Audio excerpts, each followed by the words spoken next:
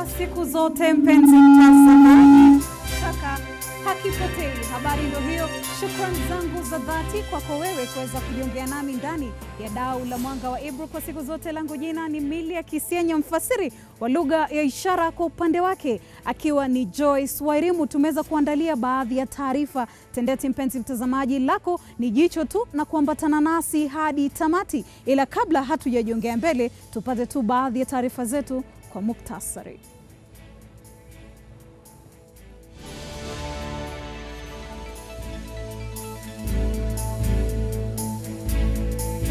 Mfumo mpya wa NEMIS wazidi kukumbwa na changamoto, huku shughuli ya usajili wa wanafunzi wa kidato cha kwanza ukiendelea. Na visa vya maafisa wa polisi kujitoa uhai vyazidi kushuhudiwa, huku hatua mpya ikichukuliwa kukidhi visa hivyo. Na hii leo katika makala yetu maalum tutakujuza ukulima wa maua ulionoga humu nchini.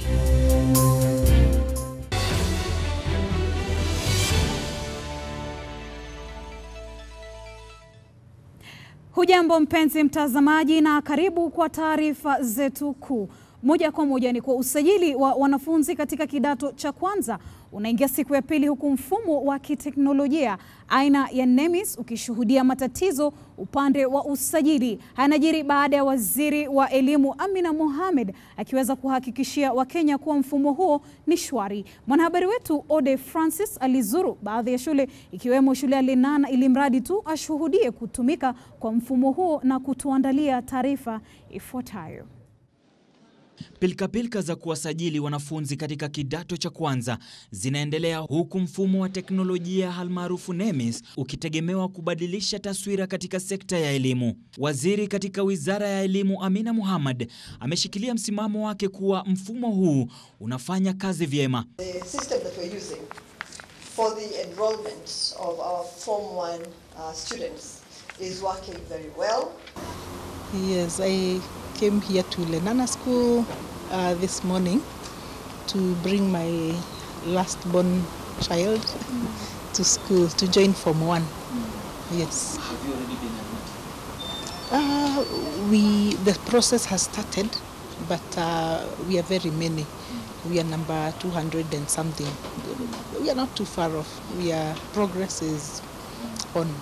Niliingia katika shule ya vijana ya upili ya Lenana kudhibitisha haya, na taswira hapa ni shwari, japo mfumo huu wa NEMIS ambao umetegemewa katika kupitia mtandao ambao unategemewa, kama anavyoelezea Evans Owala, naibu mwalimu mkuu shule hii. Since we started the admission, I think we have 2 of such cases. Very, because it will streamline things. That is my view. The only thing now, because it's something starting, you must have set challenges. They have not blocked principals or heads from having requests. They have not blocked parents from having requests. But they have to channel it through the ministry. And I scored 377 marks in PCP. How are you feeling? I'm feeling nice about joining this school because it's a really good school. And I'm prepared to work hard to perform well in my KCSE. Ingawa mfumo huu umekata ufisadi wakati wa usajili wa wanafunzi, mfumo huu haukosi changamoto. The only challenge which is there is that formally when the learner was elected to join Lenana, and then the parent goes on and print the letter for Lenana, and then now asks for the transfer, and the transfer is accepted.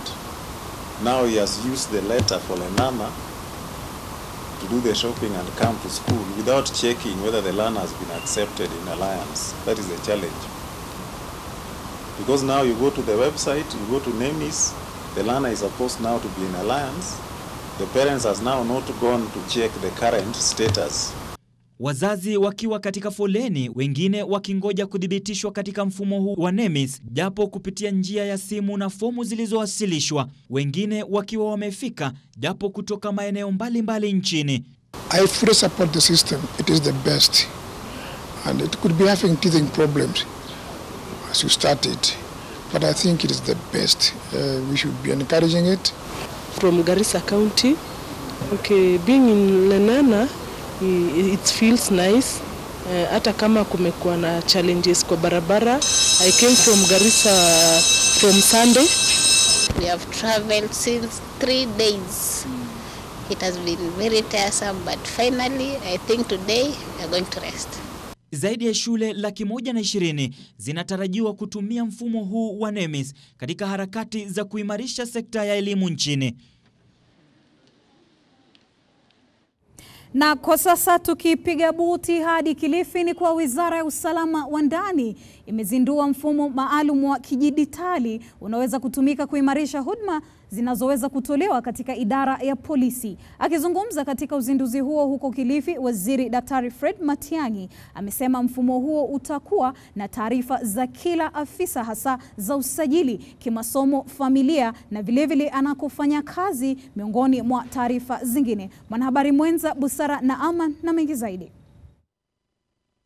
Mfumo huo utawajumuisha maafisa wote katika huduma ya polisi, wakiwemo maafisa wa utawala, maafisa wa polisi na wale wa ujasusi. Waziri Matiang'i ametoa wito kwa maafisa hao kukumbatia mfumo huo katika jitihada za kuhakikisha uwazi katika utendakazi wao. Our plan is to ensure that we deliver on the President's vision and demand of us that the police services in our country must be digitized completely. That's why we are going to implement the vision of having a web-based OB. That's why we are going to implement the vision of ensuring that all our services are on the digital platform. Mfumo huo utasaidia uwajibikaji miongoni mwa maafisa wa polisi, na cha mno utamwezesha Inspector Generali wa polisi kutathmini utendakazi wa polisi, usimamizi na uhamisho wa polisi. I would like police officers to apply for their leave on their cell phone.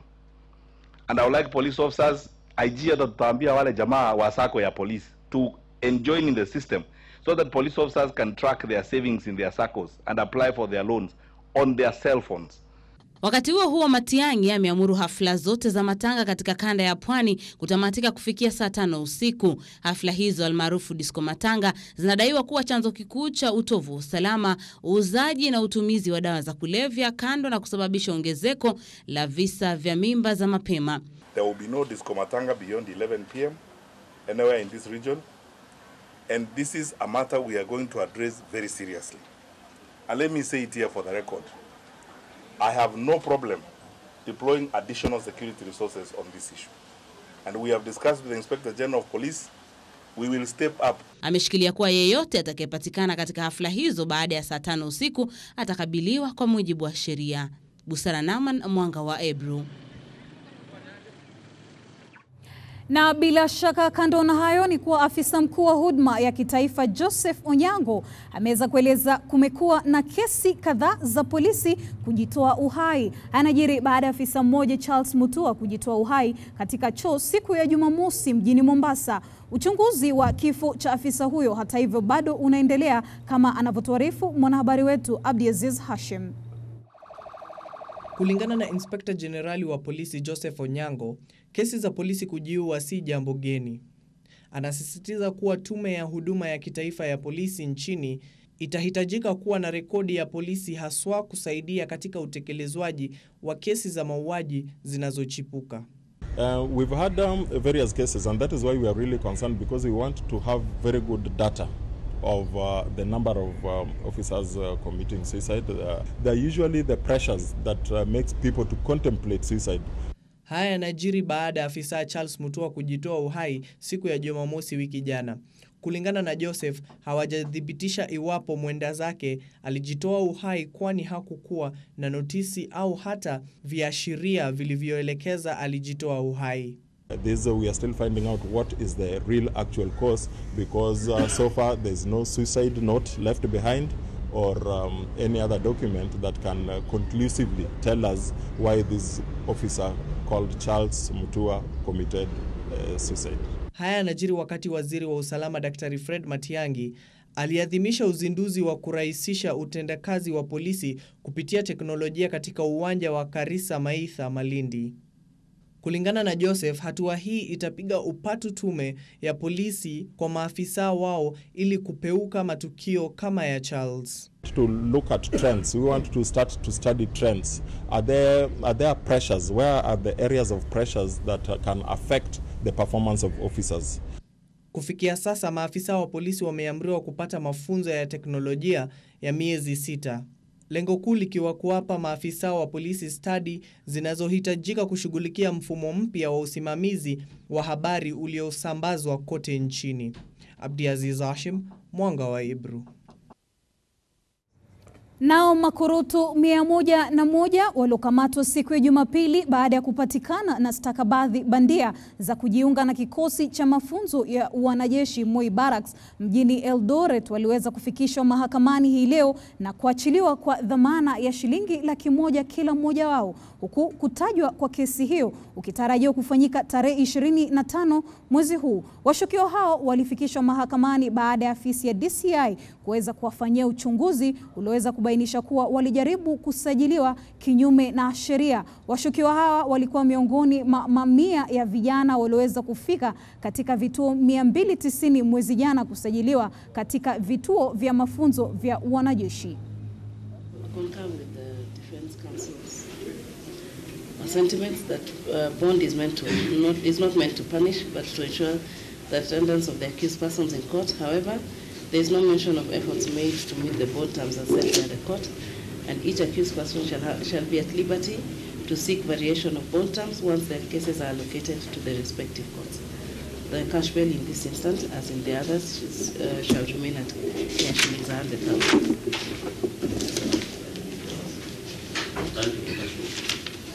Bond is 100,000, cash bail, same amount. The matter will be mentioned on the 25th of January. Na mpenzi mtazamaji, tukiweka kituo na taarifa hizo za makurutu bandia, hivi sasa tunafululiza hadi eneo la Nakuru ambapo polisi wanaendelea kumsaka mbunge wa Bahati Kimani Nguchiri baada ya madai kuwa mbunge huyo aliweza kuanzisha vuguvugu la mshenzi. Haya yanajiri baada ya hatua ya mbunge huyo kufanya maandamano mjini Nakuru mapema hii leo akiwa ameweza kuvalia fulana zenye maandishi ya jina la mshenzi. Maandamano hayo yanajiri siku moja tu baada ya Rais Uhuru Kenyatta kuweza kuwakaripia viongozi walioweza kusema kuwa wanaendeleza ajenda ya siasa za uchaguzi wa mwaka 2022 bila kuwafanyia Wakenya maendeleo walioahidi. Kuja kwako utuelezee na tuko tayari for you to advise us. Ukituambia hivi tutasikizana. Sasa umeenda na watu ambao walikuwa nakupeleka Hague, watu ambao walifanya turudie uchaguzi na wakakataa kwenda kwa uchaguzi. There is nothing good we can see to them. Hakuna kitu tunaona mzuri kwao. Yaani mimi I was elected as he was elected. I have to say the truth. Ama sina mna hiyo. I have to speak the truth. Kwa hivyo hatuna vita na mtu. Hatupingani na Uhuru. Lakini kwa sababu yako chama yetu na tunaona kama ameenda ODM, tunaita mkutano ya delegate. Tunataka kuita mkutano ya Jubilee ya delegate kwa sababu hatujachaguana tangu mwanzo. Tunataka kuchaguana, tukutane Kasarani na Kasarani ni Kisirani. Tutakutana huko na hiyo Kisirani huko, tupambane huko, tuchague viongozi wetu. Sio watu kama mradha watu ya bangi. Habari ndio hiyo mpenzi mtazamaji, kwa siku zote huwa tunasema siasa mambo leo, hayo yana wenyewe, lako ni jicho. Ila kwa sasa mbali na hayo, au tukisalia katika joto hilo la siasa, ni kwa masaibu katika chama cha Jubilee yanaonekana kutoisha hivi karibuni, huku wanachama wakizidi kulumbana. Sasa ni bayana kuwa jumba la Jubilee liliweza kuwa thabiti linayumba, huku wabunge watiifu kwa naibu rais William Ruto wakitishia hata kuvunjiliwa mbali bunge, japo Rais Uhuru Kenyatta kwa upande wake akisema hawezi kutishika. Alikuwa naibu mwenyekiti wa chama cha Jubilee David Murathe naye licha ya kung'atuka kutoka Jubilee ameweza kuapa kuongoza baadhi ya wanachama kuondoka katika chama hicho. Zinazidi kutolewa kuhusiana na matamshi ya Rais Uhuru Kenyatta akionya wanasiasa wanaomsuta. Mbunge wa Bahati Kimani Nguchiri ni miongoni mwa wale wanaoendelea kukashifu matamshi ya Rais Kenyatta, ambapo siku ya leo aliongoza wenyeji kwenye maandamano. Kinara wa chama cha Third Way Alliance Ekuru Aukot vilevile amegutushwa na usemi wa Rais Kenyatta asiyetaka kukosolewa. I want to give a personal challenge to President Uhuru Kenyatta and his political brother Raila Odinga, as well as the emerging political camp of Deputy President Ruto to be civil to each other. We cannot build bridges with the rest of Kenyans when our leaders keep banning any existing bridge. Decorum must start with the leaders. Leaders should stop abusing each other publicly, and then they want to lie to us that they can unite us. It was in 2017 that the same leaders were abusing each other in front of our very children, in front of our TV stations, and Kenya became so polarized. Cheche za maneno kati ya Rais Kenyatta na wanasiasa wengine yanajiri kufuatia madai ya mpasuko katika chama cha Jubilee. Mpasuko ndani ya Jubilee kwa wengi wanasema kuwa imesababishwa na maridhiano kati ya Rais Uhuru Kenyatta na kinara wa ODM Raila Odinga. They have created an industry of political conmanship. They are regrouping, as we all know, they are now regrouping to form a political union whose sole intent is to give to one of them Kenya's top leadership in 2022. The shameless move is driven by nothing but the usual personal greed and not what they call inclusivity. Kulingana na ukura wa koti ni kuwa maridhiano kati ya wababe hao wa kisiasa yanalenga kuendeleza siasa za familia kuu, ila hailengi kuwaleta Wakenya pamoja. Huyu Raila tumemjua kazi yake ni kwenda kubomoa machama. Sasa amekuja kwetu na sisi tunasema hatutaki akuja atutoe machozi. That it is actually very laughable that non-politicians who constantly hide behind their respective tribes and whose main and only claim to leadership is to drive dangerous tribal politics can today pretend to lead any national cohesion and reconciliation initiatives. This is hypocrisy of the highest order, or all these individuals must be made to retire with Raila Odinga's brother Uhuru Kenyatta, and the real hustlers, in my view, must rise up and take up the leadership of this country at their. Nyufa ndani ya nyumba ya Jubilee imeendelea kuwapana hasa baada ya David Murathe kujiuzulu kama naibu mwenyekiti wa chama hicho, nia yake ikiwa kumpinga naibu wa Rais William Ruto kugombea urais. I think I'll tell you this. I think Murathe was speaking out of sheer ignorance or just mere respite for his own deputy president. In 2013, we never had this kind of talk. But in 2019, that's when we are hearing this talk. But you know what? That's like a wife and a husband quarreling in their home. As curious onlookers and bystanders, they don't want to go and join that again. David Murathe should stick to what he learned. Leave the interpretation of the law to lawyers and legal minds. Rais Uhuru Kenyatta aidha ameshikilia msimamo kuwa hatatishwa wala kubabaishwa na wanasiasa wanaopinga maridhiano kati yake na Odinga, akisema kuwa ni njia moja kutekeleza nguzo 4 kuu za serikali ya Jubilee. Nikiripotia Mwanga wa Ebru, jina langu ni Jeff Khaemba. Aya, kufikia hapo basi mpenzi mtazamaji, mapumziko mafupi ni muhimu, ila kwako ni kuzidi kusalia hapo, kwani kwa muda usio mrefu nitakuwa narejea na safu ya biashara.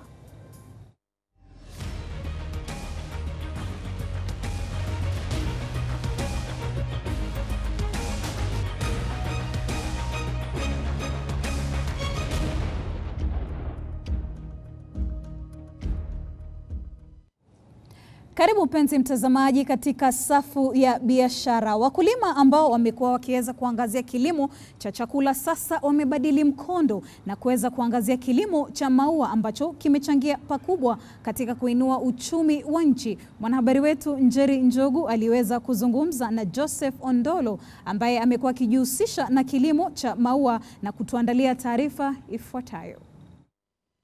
Kilimo cha maua nchini kimeonekana kutupiliwa mbali kwa muda mrefu, lakini kwa sasa wakulima katika kaunti tofauti wamekumbatia kilimo hiki.